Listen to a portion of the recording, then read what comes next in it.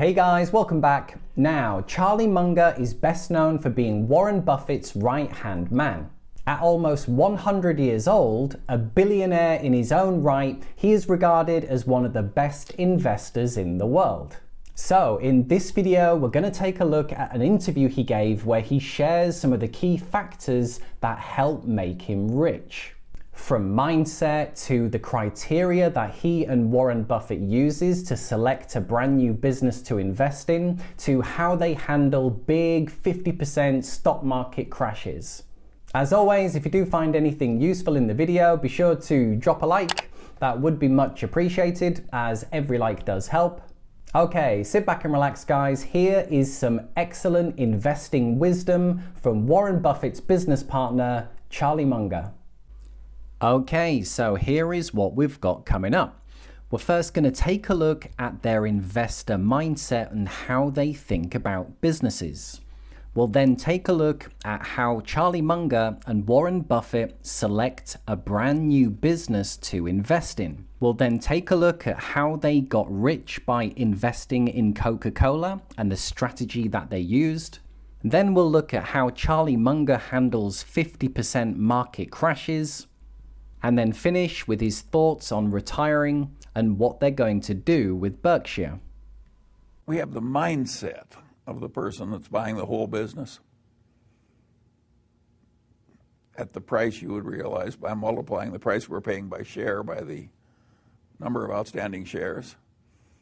And we want the price for the whole business so calculated to look very attractive. So we like buying individual shares at a price that's lower than we think a rational person would pay if he could buy the whole business. So he says they have the mindset of a person buying the whole business. So this basically means even though they're just buying one part of the business, they work out how much that would be if it was the whole business, and then that price has to make sense for them to buy.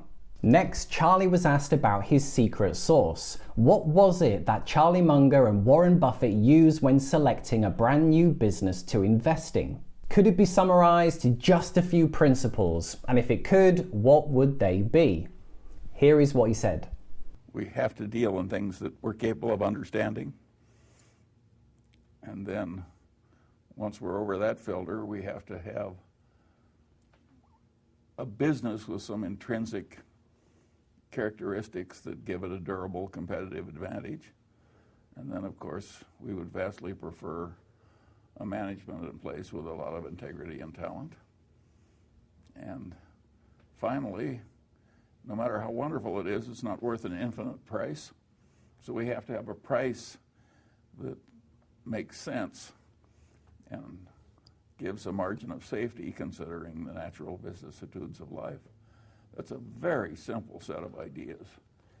And the reason that our ideas have not spread faster is they're too simple. The professional classes can't justify their existence if that's all they have to say. I mean, it's all so obvious and so simple. What would they have to do with the rest of the semester?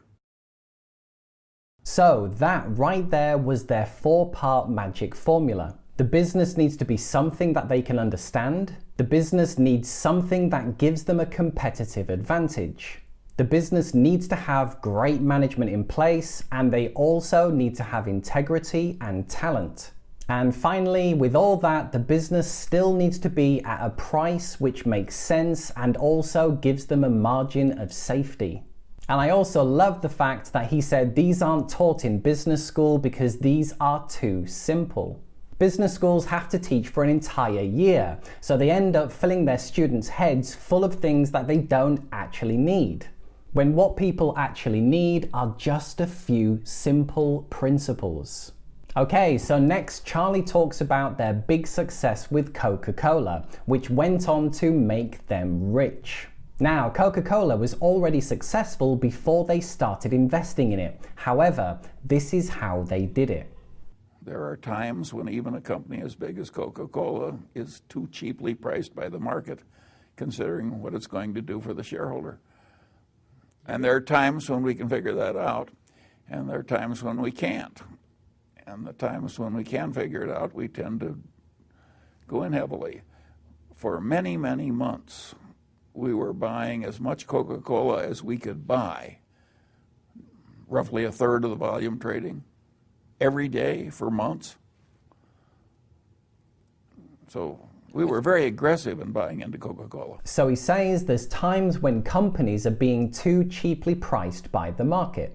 And once they'd spotted the opportunity, they were buying a third of all the volume traded every single day. And this went on for months. As he says, aggressively buying Coca-Cola. So pretty much they went all in and took full advantage. However, here is the amazing statistic today. Because Coca-Cola has gone up so much in price, based on the money they had initially invested, they are getting a 64% annual dividend on that money. A 64% annual dividend on their money. How crazy is that? Next, we have Charlie's thoughts on how he feels about stock market crashes. Unfortunately, what many people do when stocks decline is they sell. They don't want to give up any of the game, so they quickly sell their positions. However, the experts play the game differently. Here is what he said. This is the third time that Warren and I have seen our holdings in Berkshire go down top tick to bottom tick by 50%.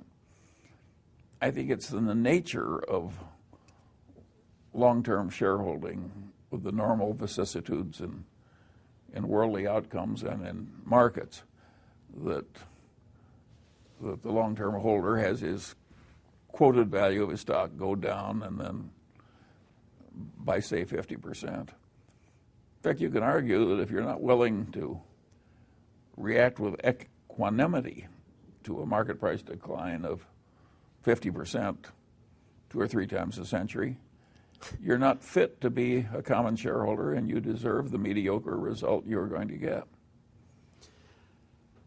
compared to the people who do have the temperament, who can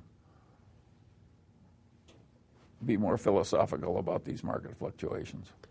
Amazingly, he said this was the third time that Berkshire had not just gone down 10 or 20%, but 50%. He says, in fact, if you're not going to act with equanimity, which basically means being cool and calm, then you're not fit to be a shareholder and you deserve the mediocre results you're going to get. Boom! How about that for some tough love? I think the main lesson is that if you're going to be a long-term investor, then you're going to have to get used to these big market declines. And it's just a big part of being a long-term investor. And finally, he was asked about his thoughts on moving on from Berkshire. Let's take a look. Well, I don't think either of us wants to quit except as the laws of physiology force it. And that, no doubt, will be soon on us. But